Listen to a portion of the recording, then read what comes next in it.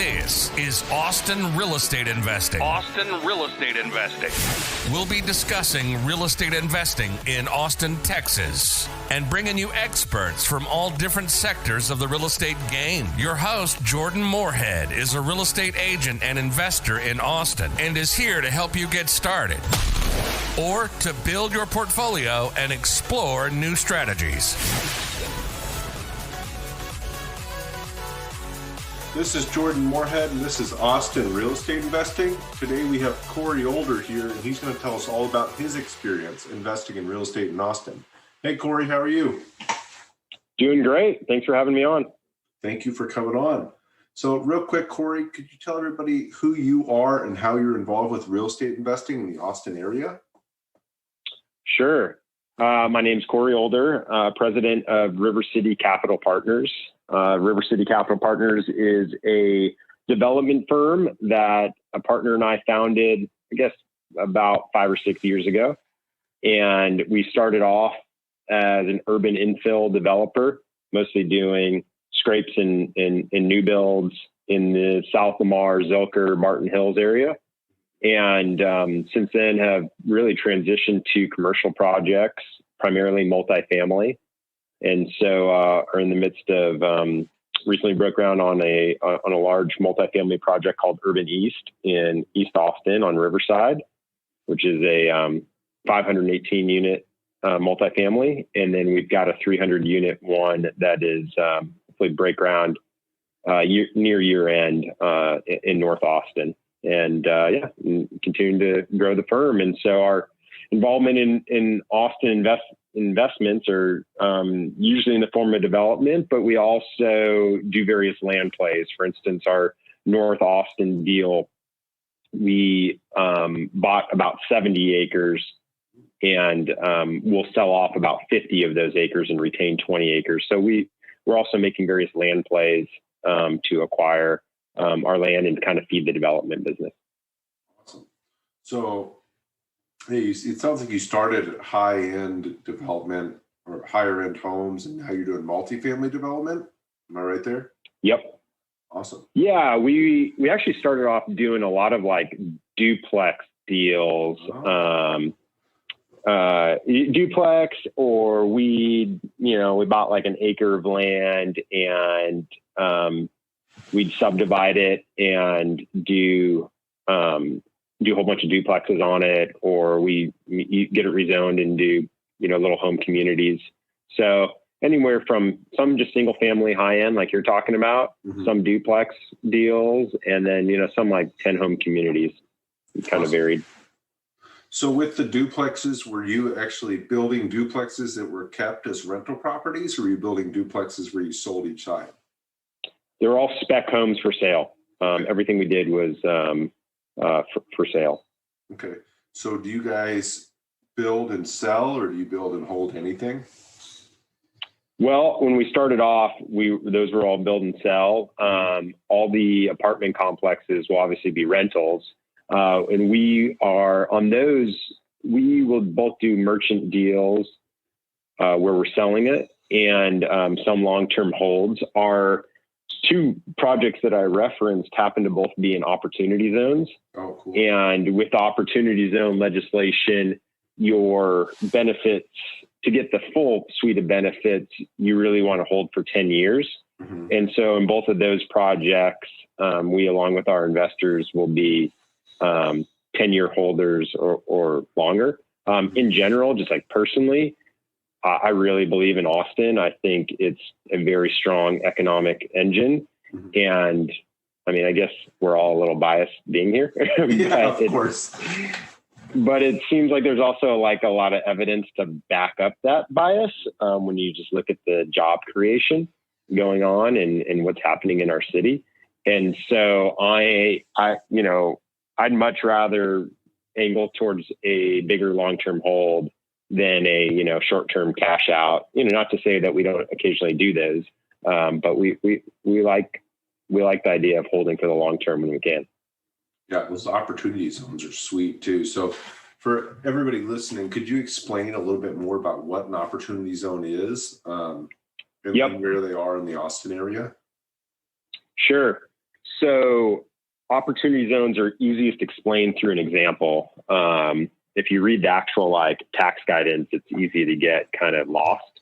Yeah. So imagine you, Jordan, bought Tesla stock. You put $1 million into Tesla stock, I don't know, a couple years ago, let's say.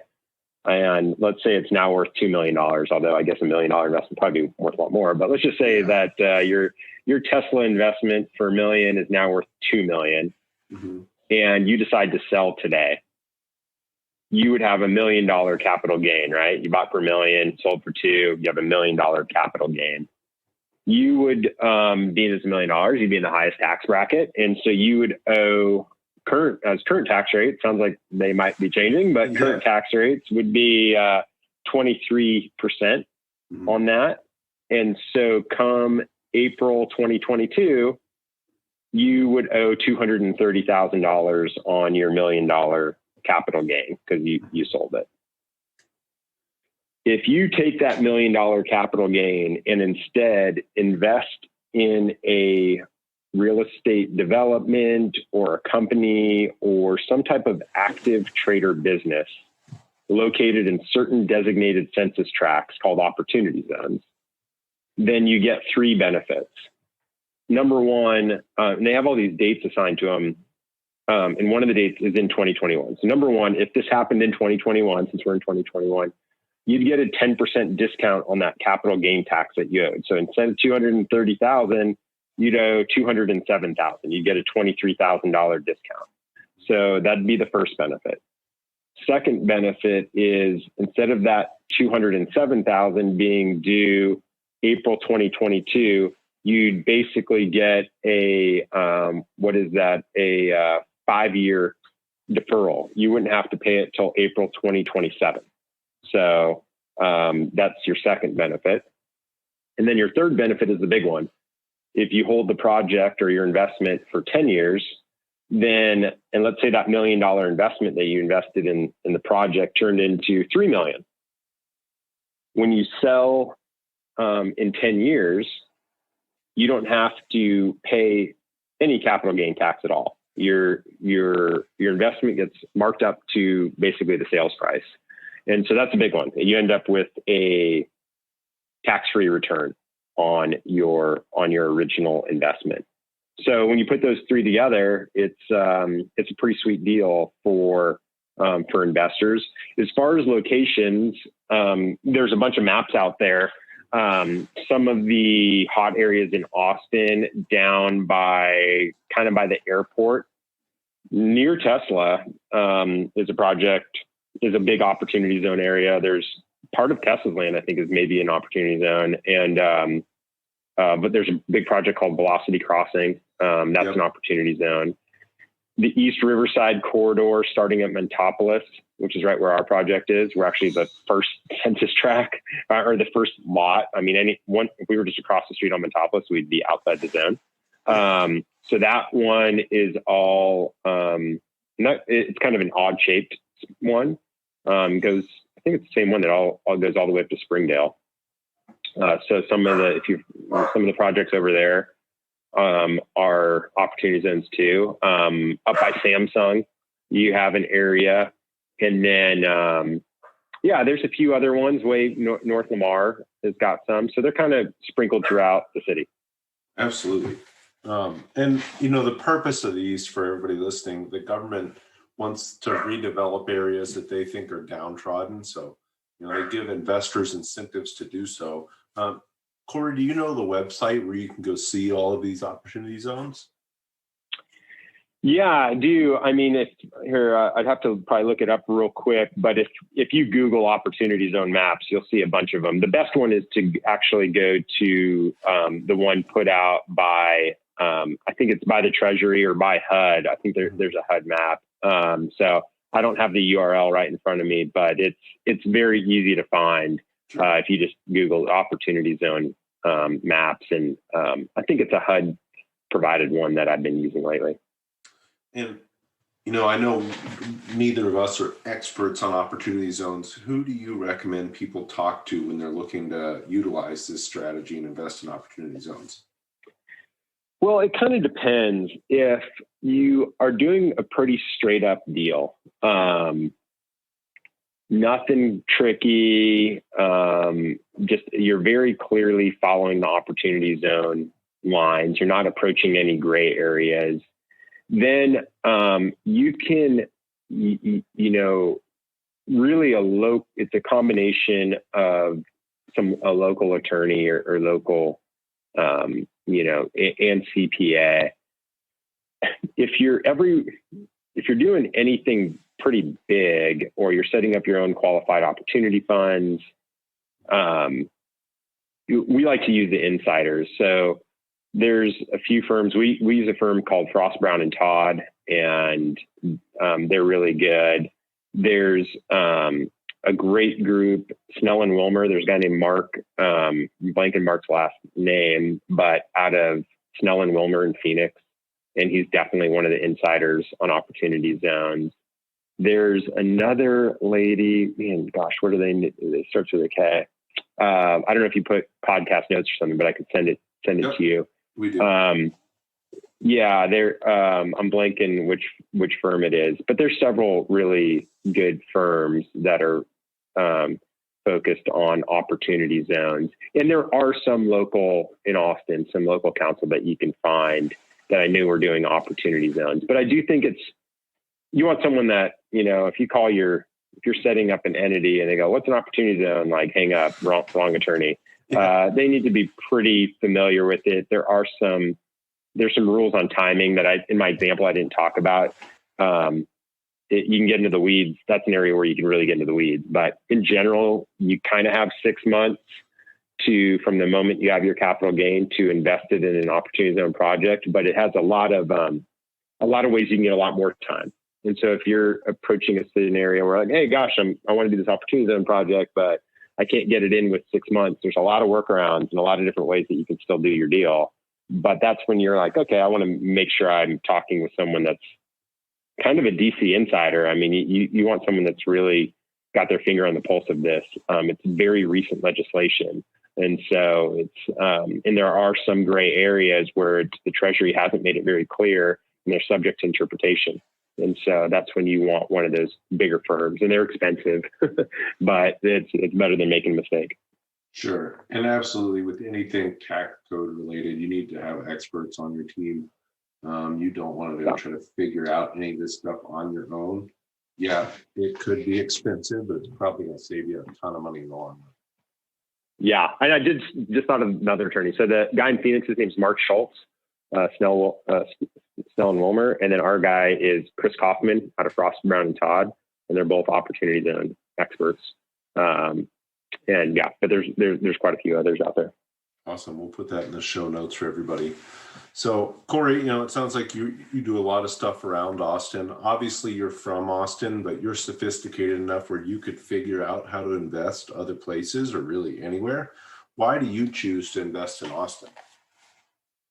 It's a great question. I mean, being in development, you really do need some type of boots on the ground. And not to say we wouldn't buy assets in other places, and we've contemplated, but we think right now in the market, development's attractive. I mean, you're seeing a lot of cap rate compression, and in a way, development is our way of getting into an asset at below cost. And it's just, it's hard to find deals out there buying just existing deals. It's super competitive. Not to say they're not out there. It's just very competitive.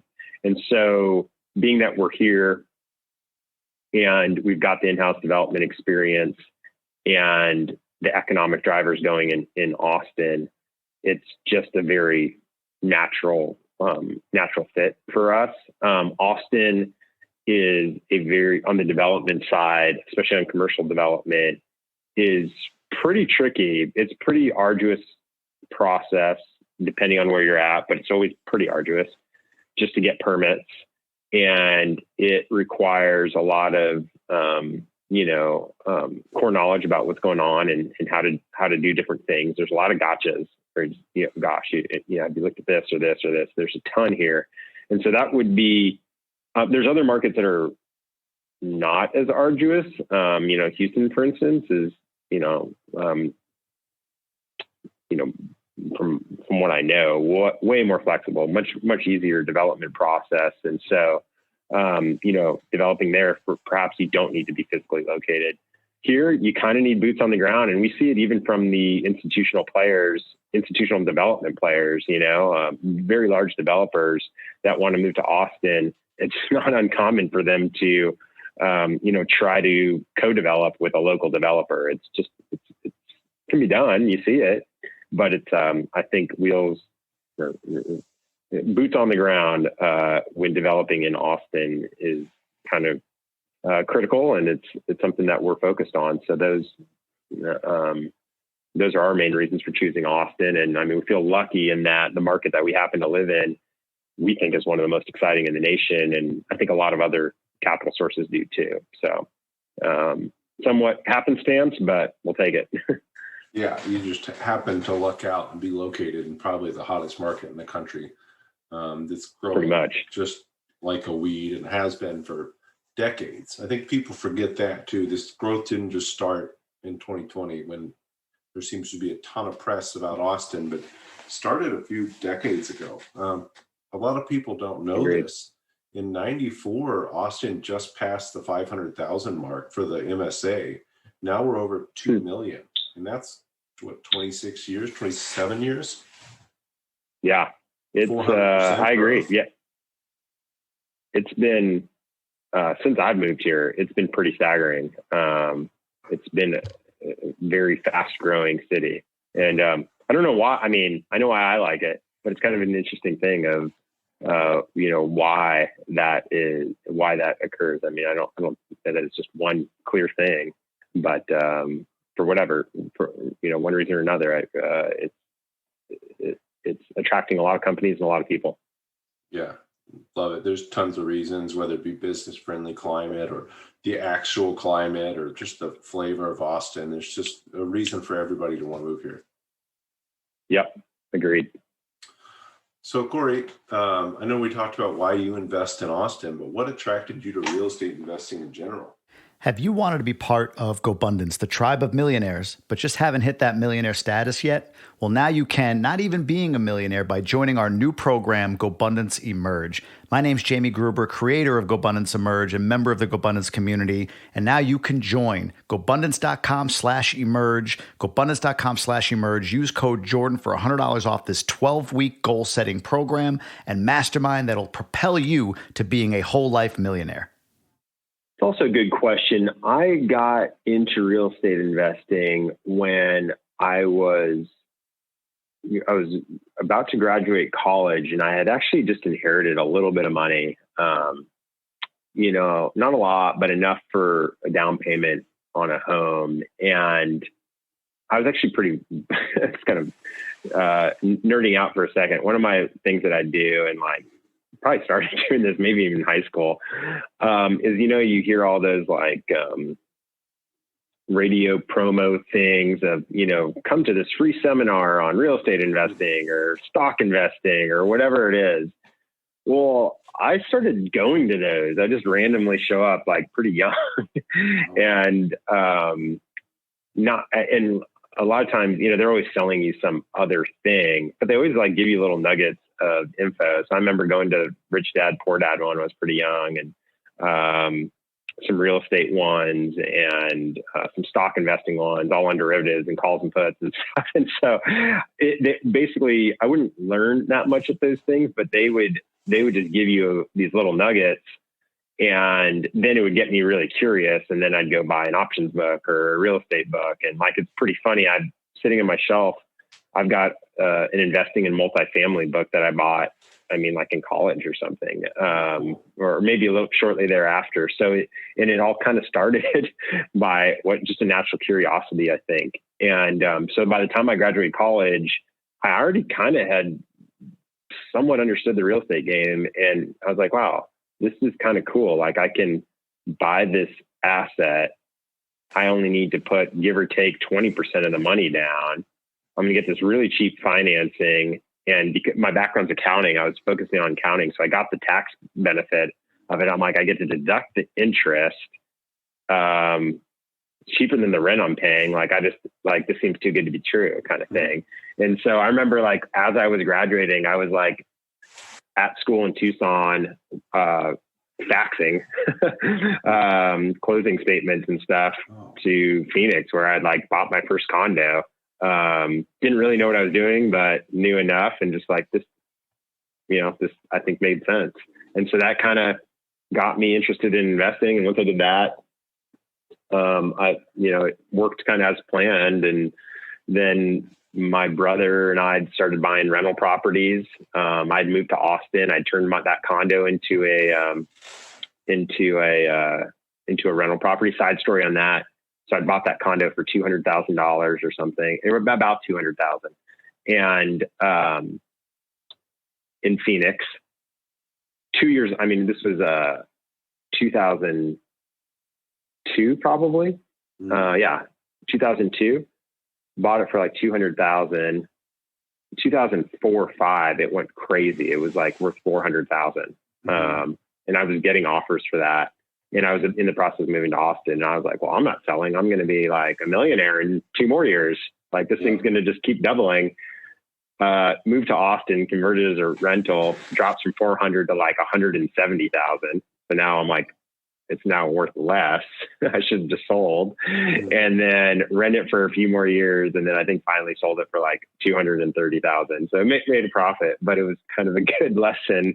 And, I had especially because I had lived in it for 2 years, I would have had a tax-free, $200,000 cap gain. Being 2 years out of college, that would have been pretty nice, but it was kind of a funny thing. But even with that, it got me interested in investing and started buying investment properties. That's awesome. Yeah. So you did the right thing, and you held on until it made sense to sell.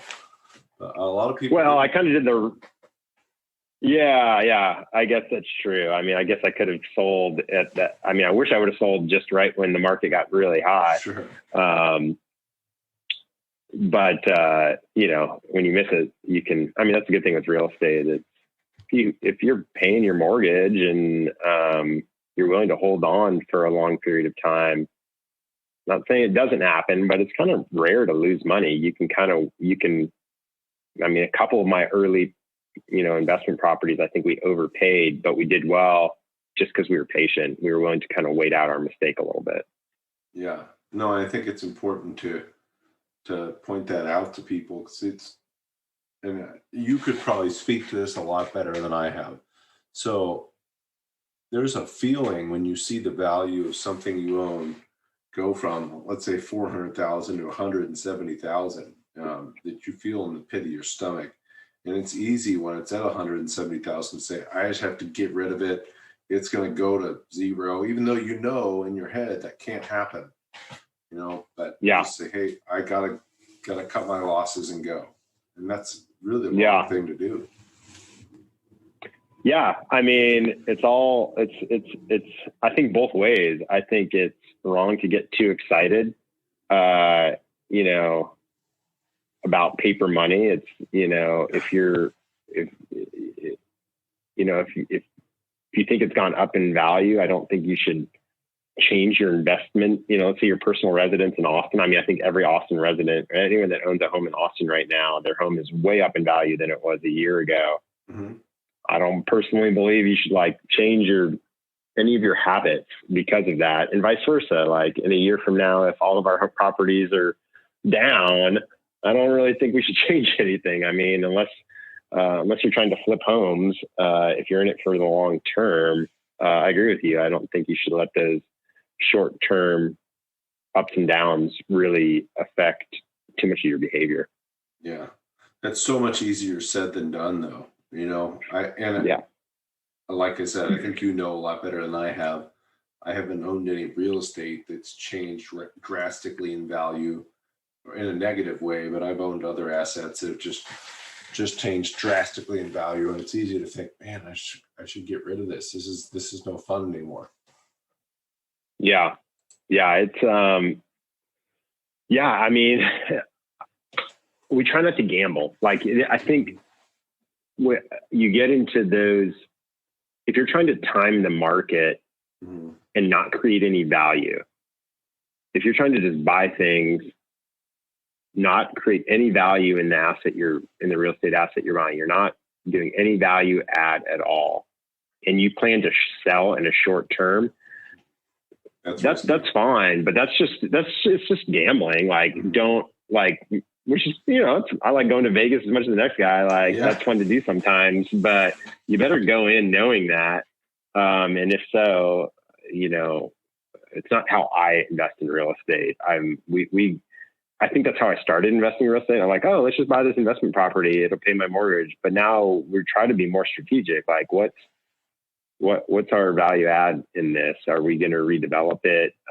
Is it a long-term hold? Which is fine. Like, that's a great strategy. Hey, I'm going to hold this for 10 years. And I just really believe, I've looked at the economics of this particular investment in the city and what's going on. And I think rents are going to keep going up, and it doesn't, and I'm got a great rate. I think that's a great strategy.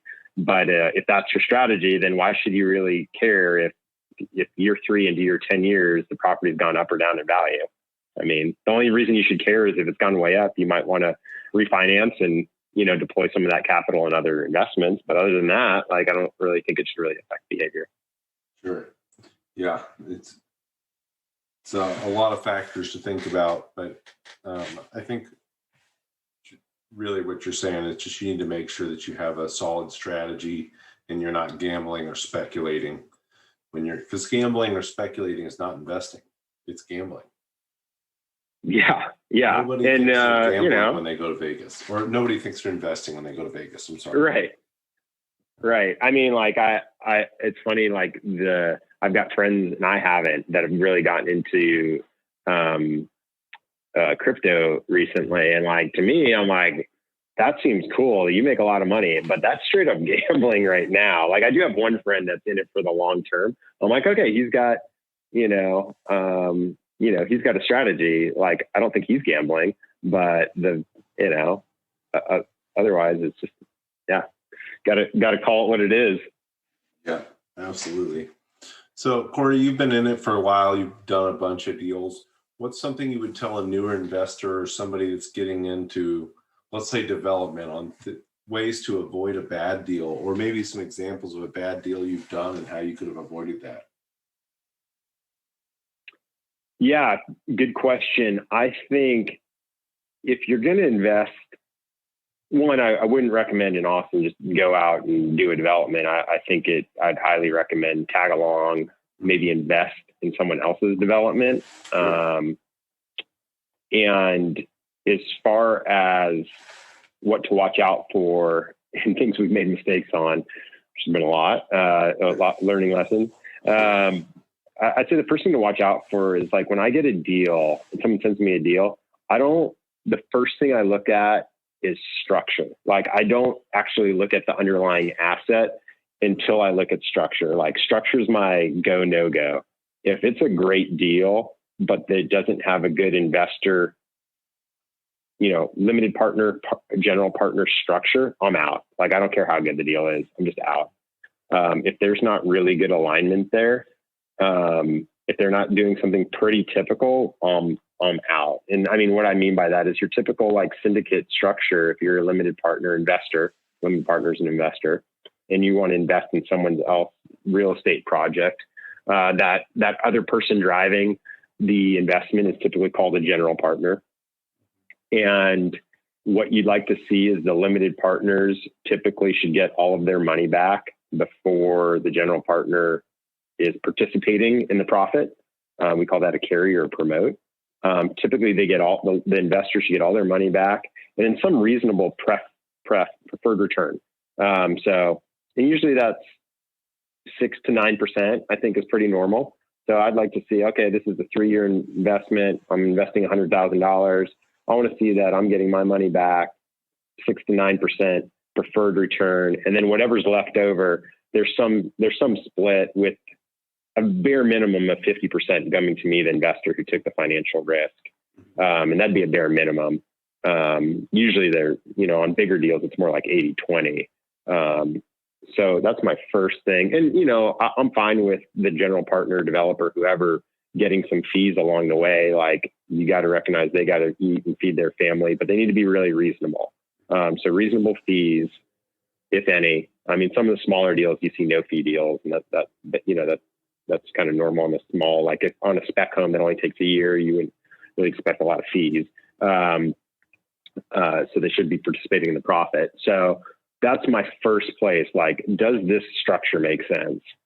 And are we aligned? Is the general partner and the limited partners aligned? Is this a typical deal structure?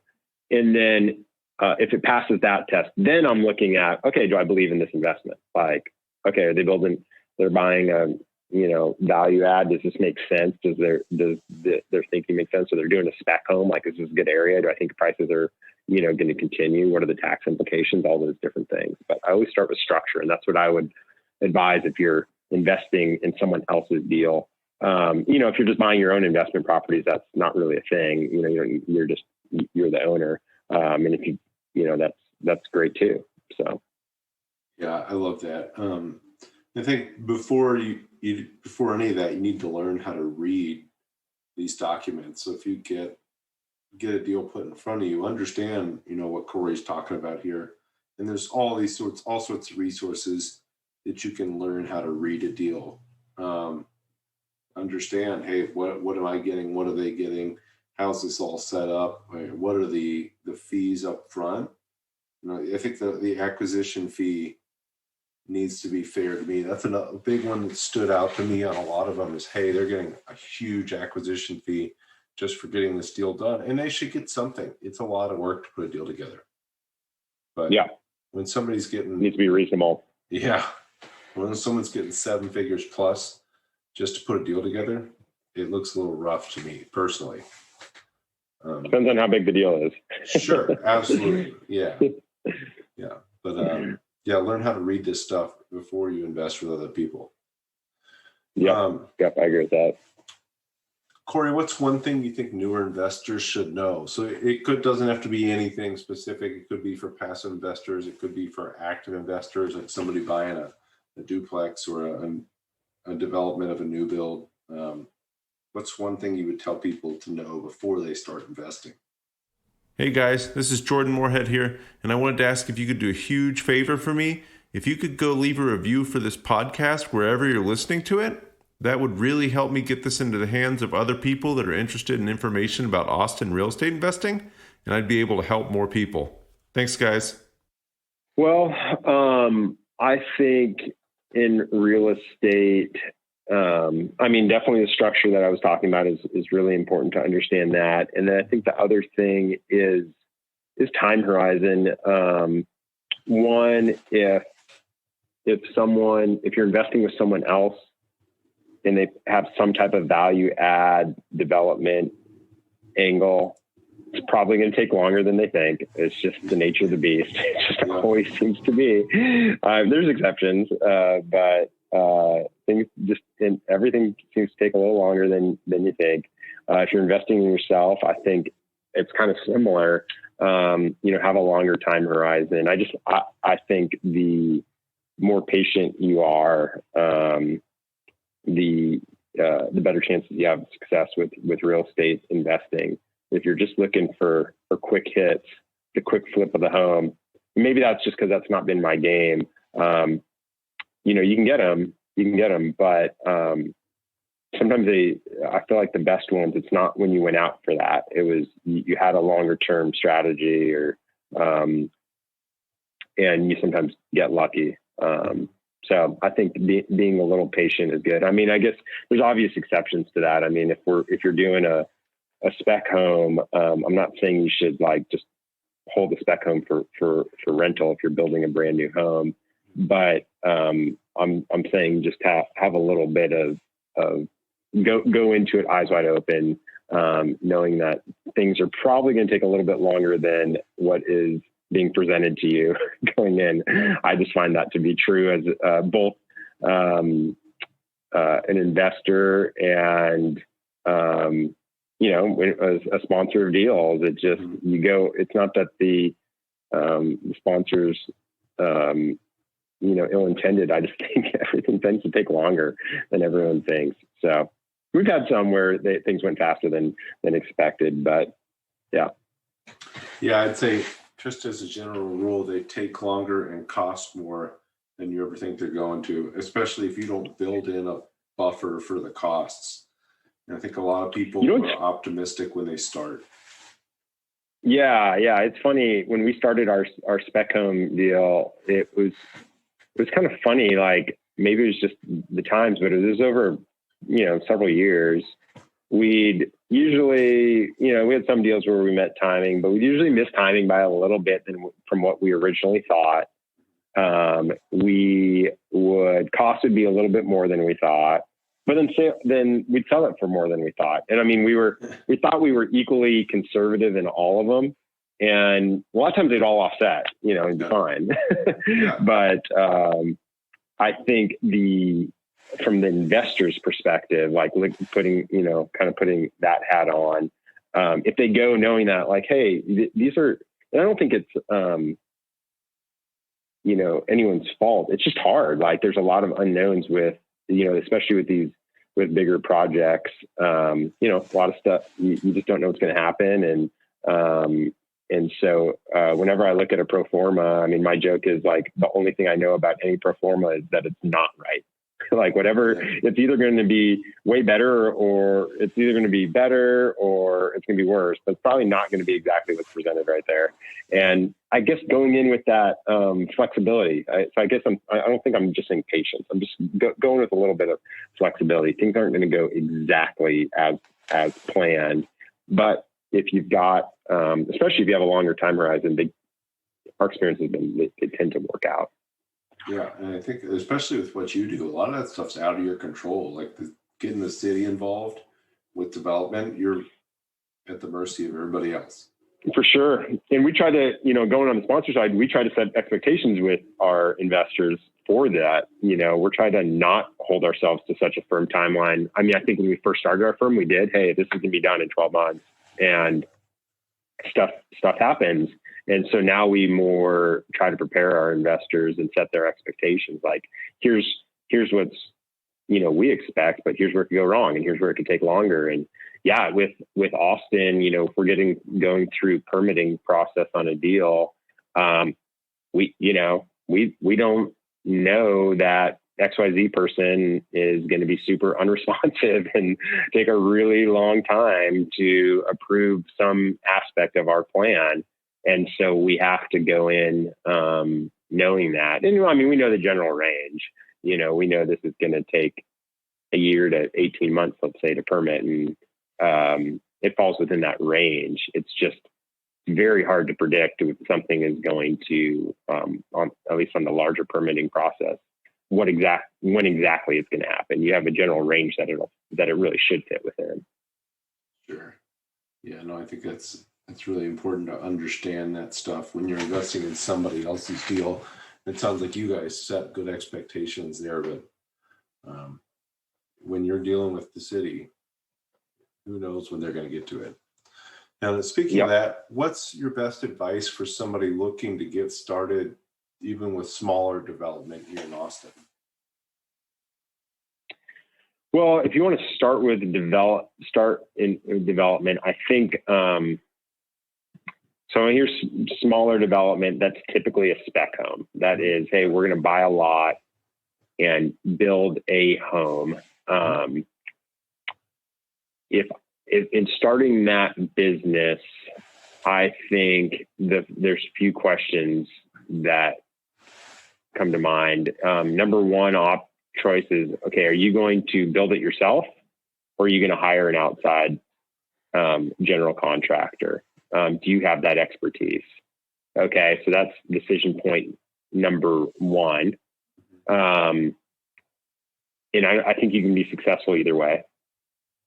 I think decision point number two is, do you have, a land use attorney or I had a business partner that was very familiar with development. Do you have someone or civil engineer? Do you have some combination of team members who who are going to make sure that you don't do something stupid. And there's a lot of stupid things you can do in Austin. There's just so many. You have this great plan, but there's a heritage tree on the lot and you can't cut it down, and your whole design is just done. Or there's certain things that are in certain watersheds where you go, oh, okay, I'm going to buy this lot and subdivide it and build 2 homes. No, you're not. I mean, the numbers won't work, because when you subdivide it, there's rules in place that really hinder what you can develop on the project. Or there's different ones, different watersheds. There's a lot of places where you can, think that it's pretty basic, but you can get caught. And so you need that second set of eyes if you don't know where those gotchas are. Involving the development, there's a development assistance center, Austin's Development Assistance Center, where you can go and ask questions. And so that's good. But I also think you need someone on your side that's your advocate, that can just make sure that what you're about to do and what you want to do, you actually can do. You see that sometimes where someone bought a piece of land and they're stuck. They can't execute. So I think it's, hey, do I have the construction team in place? Do I have that in place? And then capital. Am I using my investment capital, or we typically use bank financing and investor capital? Do I have those relationships, and do I have that track record? Like, the banks aren't going to just go give you a loan for your first development deal. They're going to want to see someone on the team that has done that before. So, I mean, that all boils down to creating a team and making sure that you have those people in your network are going to find them. You need capital sources. You need construction expertise. You need development expertise and market knowledge. Even if you have all of those things, if you overpaid for your lot, it's not going to work. So it's kind of all of those different things. That's why I say almost the best way is to tag along. I mean, the question is, what do you have to offer? Like, if maybe you are a high net worth individual who wants to get into real estate development, but it's never done it. Well, you might have a great balance sheet. There might be some developer out there that would say, hey, I'll give you, a piece of the general partnership and let you kind of be a fly on the wall if you'll sign the bank guarantee with me. So, how can you kind of work your way into a deal and get to learn the business side by side. So. Yeah, I love that. Rather than just starting. Your advice of partnering up with somebody is great. Are there any resources out there that you know of, like a book or a website or course where somebody can learn more about development?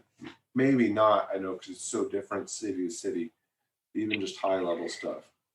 Yeah, I don't know that there really is. I mean, high level stuff, I just started reading. I haven't finished it, but there's a great, it seems like it's going to be a pretty good story, a bio of Trammell Crow. It was written quite a time ago, but a friend gave it to me and said it's a pretty good book. And I mean, that's kind of a high level perspective of development.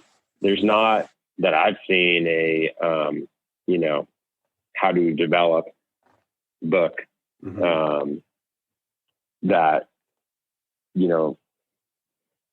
I've used or read. There's your opportunity right there. You could write that book. Yeah, there maybe. I've gotten a lot of good recommendations about the Trammell Crow book, but I for the life of me can't find it anywhere. Actually, I don't think it's in. Oh, really? Anymore. Oh, that could be. Yeah, I've got a copy, so I'm happy to lend it out once I finish it. I would love that. Speaking of, what's your favorite business or mindset book, Cory? And maybe in the future it'll be Trammell Crow's bio, but what is it right now? I'm really into the books that are focused on persistent behaviors that eventually create kind of exponential success. So Atomic Habits, I just read, and I love that. The Slight Edge, Compound Effect, those 3 books all have the same thing, in some way or another. It is do you want to can make small incremental improvements each day, they compound over time to really monumental differences. I love the story, and I think probably all three of the books make some reference to this. Would you rather have like $1 million a day for 30 days, or a penny doubled every day for 30 days or 31 days? And the penny doubled ends up being more money. But the interesting thing about it is not that, like lots of people kind of know that kind of trick. The penny doesn't become more money until like day 30 or day 31. Yeah. And then it blows the $1 million. And so that's, I think, a big part of my mindset is like, you got to just stay the course during those first 30 days. And then it pays off in the end. So yeah, Atomic Habits, Slight Edge, and Compound Effect. There's the books along that theme and genre I really like.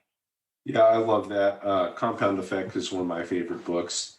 And yeah, I think just keeping that in the front of your mind is really important with real estate too, because a few months may go by or even a few years may go by. It feels like nothing's happening. And over a long period of time, that's tremendous, the effect you get from that. But it's important to keep in mind too that I want to say before 65, Warren Buffett didn't have the number is going to escape me, but he didn't have 95% of the wealth he had now. So the majority of his wealth has been made from 65 to whatever 90s he is now. But he started investing at like 11 years old. So he made a ton of money between then and 65. But from 65 on, just from compounding that larger amount of money, it's like the penny thing. So it all adds up over time. Keep at it. Make sure you keep that in front of your head, that if you're doing the right thing day after day after day, in 30 years, you're going to look back and say, man, I'm so glad I didn't quit a year in. I agree. Yep. That's that. I believe in that. And I think it's been kind of the theme of what we've been talking about today, is just that keeping at it and that patience. Absolutely. Love that stuff. Cory, how can people get a hold of you or learn more about what you're doing? Yeah. Our website is rivercityus.com. So that's a good put in our contact information there. My email is just Cory, Cory, @rivercityus.com. And so, you can track me down there. Awesome. And we'll have that all in the show notes for everybody listening. So scroll through the show notes. Cory's info will be there and their website will be there. rivercityus.com again for everybody listening. And Cory, last question here, probably the most important question we're going to ask all day is, what's your favorite restaurant in Austin? Yeah, great question. I do love Uchi. That is some really great food. But I don't know. I'd probably say Franklin's or Uchi. Okay. Terry Black's is right there too. I don't know. I guess I'll go Uchi, but I love barbecue too. Yeah, who doesn't love barbecue? I think between Franklin's and Terry Black's too, you got to decide, do I want to wait in line for Franklin's, or I just want to go to Terry Black's? But Terry Black's has got a pretty big line too now. So I don't think you could, I don't know. I want to do a blind brisket tasting. I don't know that you could actually tell the difference between the two. They're both really good. Really? Okay.